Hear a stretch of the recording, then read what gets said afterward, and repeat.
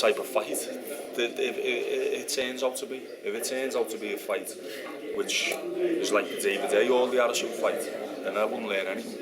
But it won't be like that, because I know Audley Harrison will have come away from that fight and will never ever want to feel like he did again after that fight. So he's going to be determined to come in and give it 100%, put it all on the line.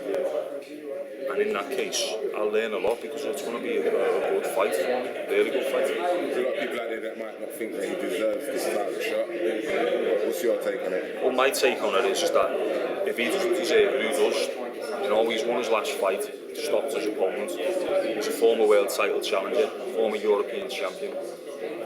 You know, who else is out there? He's as deserving as anyone else in the country. So we've decided to give him the opportunity, because we think I'll get more education out of this fight and developing my career than anyone else out there at the moment. You're 13 fights deep. When I look at the fact that you've only had 36 rounds, I'm thinking, would you have liked to have been tested more at this stage of your career? Well, I mean, you can only beat who's in front of you. It's a difficult question to answer, because I don't know when I'm going to get tested. It might be the next fight, it might not be. I like knocking people out.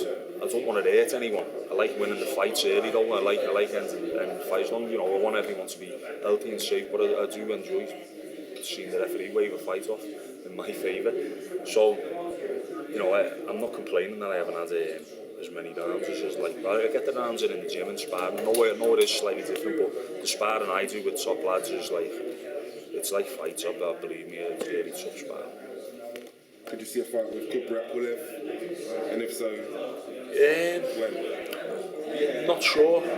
Not many fighters defend the European title too many times. So, because the opportunities come for world titles pretty much straight after, and I think Pulev's someone who's going to move on to world level pretty quickly, because he's a really good fighter. I spent a bit of time in Germany sparring with him, and it was pretty much tit for tat. You know, it was like one day he'd get the better, one day I'd get the better, and it was tough. Because looking at his record, I mean, that would be the obvious fight that I could see for you. But he's had better quality opponents so far as well. But I think if that fight was to happen, it'd have to happen pretty soon, because he's going to move on to the next level. But it'd make for a great fight if the sparring was ready to go back. He's ranked number 3 by the IBF, number 11 by the WBC. You're not ranked there yet. Do you think the next couple of fights will kind of put you on their radar? That's up to Frank Maloney to manoeuvre me up the rankings now. I mean, I don't know whether Audley Harrison's going to push me through the rankings, but it's up to Frank to do it. But he's experienced and he's done that type of thing before, so he knows what he's doing, which is why I've obviously stayed with him, because I know he can get me to the top of the tree and mandatory for one of the world titles. You're building up quite following now, aren't you? I mean, that last fight at the entry, that was quite wild. Yeah, the atmosphere was superb, and Liverpool people really get behind their own when it comes to sports. So it was fantastic to have that many people come to watch me. I was really proud walking up to that ring with the noise was unbelievable, and this is going to be twice as good. So we're expecting twice as many people, and hopefully, you know, they'll come out in the droves again and support me, and I'll give them something to cheer about.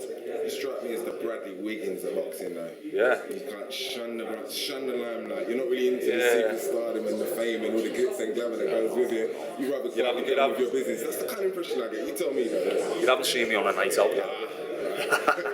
No, I'm pretty straightforward. You know, I've got my feet on the ground. I've got the right people around me to keep my feet on the ground. My family, my friends, my kids, you know, probably my missus, everything like that. But just being from Liverpool alone, you've got to keep your feet on the ground. If you get ahead of yourself and you're from Liverpool, you get told straight away to like remember where you're from and type of thing. So it's pretty normal for me to just stay there level-headed. Good luck in your next fight. Thank you.